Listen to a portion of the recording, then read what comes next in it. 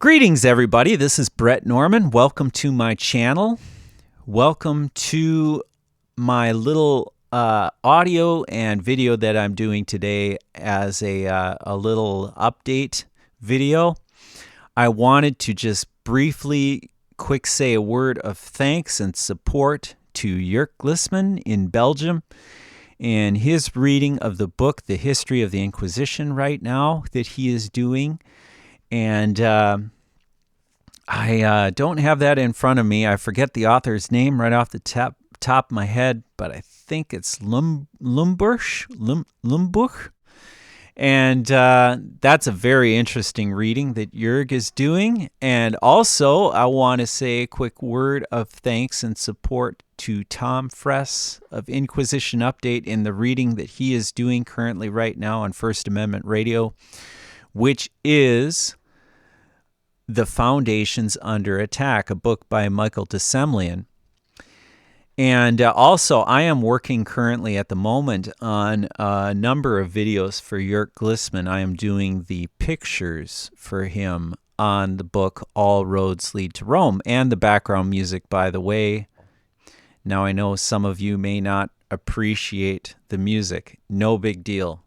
But if you do, wonderful. And I love to do music. You know, it's one of those things that comes very naturally for me. I don't sing much anymore. I used to, but I found that I've kind of lost my voice for that at the moment because of the magnitude of what we're dealing with today. And just a couple years ago, running into Jörg Glismann's channel on YouTube here and catching up with some of the subjects that he's been studying for a while. And I'm trying to catch up with Jörg Glismann and Tom Fress and what they're studying at the moment, and trying to work with them on, reviving the spirit of Protestantism and discovering the historical truths of the Bible and reestablishing a new understanding of them today in light of our current world. And it is a difficult thing to do. There are many things that get in the way. Family, friends, circumstances, conditions, and the churches of which there are many different things that like to get in the way of the Spirit, because the flesh is warring against the Spirit in each one of us. And I think any of the listeners to this audio is going through the same circumstance that I'm going through in this country and around the world. We're all dealing with our own circumstances, coming to grips with a corrupt system of government and a corrupt church as well. The reason I decided that I have to do a video today is because there is a book that I'm currently looking at doing some readings here from in the near future. The City of the Seven Hills by Henry Grattan Guinness. Basically, this video is not about this topic at the moment. I have found another work online here that was very interesting to me. It is a lecture, and this lecture was written by Christopher Wordsworth of England, and he was alive through 1807 to 1885. He was an English bishop in the Anglican Church and man of letters. Basically, you can see down here, he was a man of fine character with a high ideal of ecclesiastical duty, and he spent his money generously on church objects. So here you can see that, yes, there is some Romanism here. We're speaking of ecclesiastical duty, But you got to remember that at that time, Protestantism was pretty much on the way out in Great Britain. If you go to Tom Fress's reading of Roman civil liberty, he speaks specifically of how the church was incorporated into the government, and it was a state-sponsored church. The Church of Rome seated itself in the Protestant government of England and basically took Protestants by surprise, working the way Jesuits work through their oath. The end justifies the means in using mental reservation and such. And if you read the oath of the Jesuit order, the oath of the extreme oath, or the fourth vow of the Jesuit order, and there is a great amount of detail in there that explains why the Jesuits were able to accomplish what they've accomplished today. But it's buried deep in history. Part of reading old books is becoming more familiar with these topics and learning the history as well. There's just so much to study. There's such a wealth of information to study. And I thought this was an interesting reading that led up to the Latin poets about the seven-hilled city of Rome. And that's basically what these videos are going to be about. And to conclude my reading for today, I'd like to read a chapter from Jeremiah concerning what's going on in the Law and the Prophets here. It's an impending disaster for Jerusalem. And we can also look at that today and look at the impending disaster of Rome and see a parallel here. So let me read this to close for today. O ye children of Benjamin, gather yourselves to flee out of the midst of Jerusalem, and blow the trumpet in Tekoa, and set up a sign of fire in Bethhaccherem. For evil appeareth out of the north, and great destruction. I have likened the daughter of Zion to a comely and delicate woman. The shepherds with their flocks shall come unto her.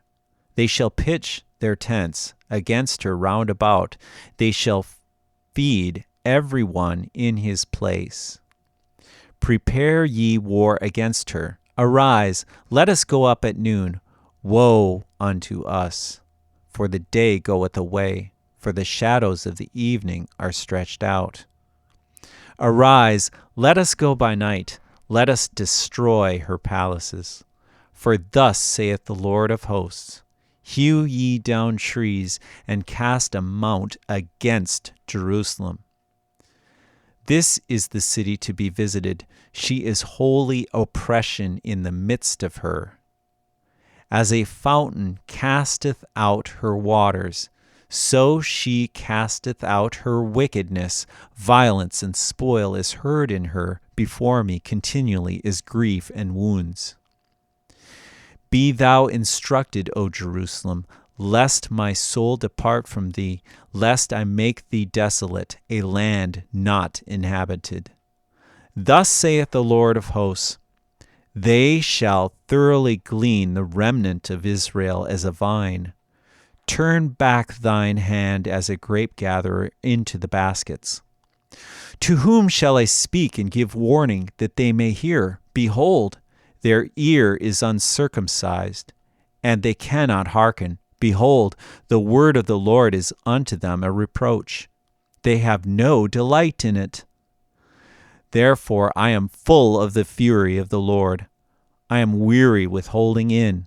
I will pour it out upon the children abroad, and upon the assembly of the young men together. For even the husband with the wife shall be taken, the aged with him that is full of days. And their houses shall be turned unto others, with their fields and wives together. For I will stretch out my hand upon the inhabitants of the land, saith the Lord. For from the least of them, even unto the greatest of them, every one is given to covetousness. And from the prophet, even unto the priest, every one dealeth falsely. They have healed also the hurt of the daughter of my people slightly, saying, Peace, peace, when there is no peace. Were they ashamed when they had committed abomination? Nay, they were not at all ashamed, neither could they blush. Therefore they shall fall among them that fall. At the time that I visit them, they shall be cast down, saith the Lord. Thus saith the Lord, Stand ye in the ways, and see, and ask for the old paths. Where is the good way? And walk therein, and ye shall find rest for your souls. But they said, We will not walk therein. Also I sent watchmen over you, saying, Hearken to the sound of the trumpet. But they said, We will not hearken. Therefore hear, ye nations, and know, O congregation, what is among them. Hear, O earth, behold, I will bring evil upon this people, even the fruit of their thoughts, because they have not hearkened unto my words, nor to my law, but rejected it. To what purpose cometh there to me incense from Sheba, and the sweet cane from a far country? Your burnt offerings are not acceptable, nor your sacrifices sweet unto me.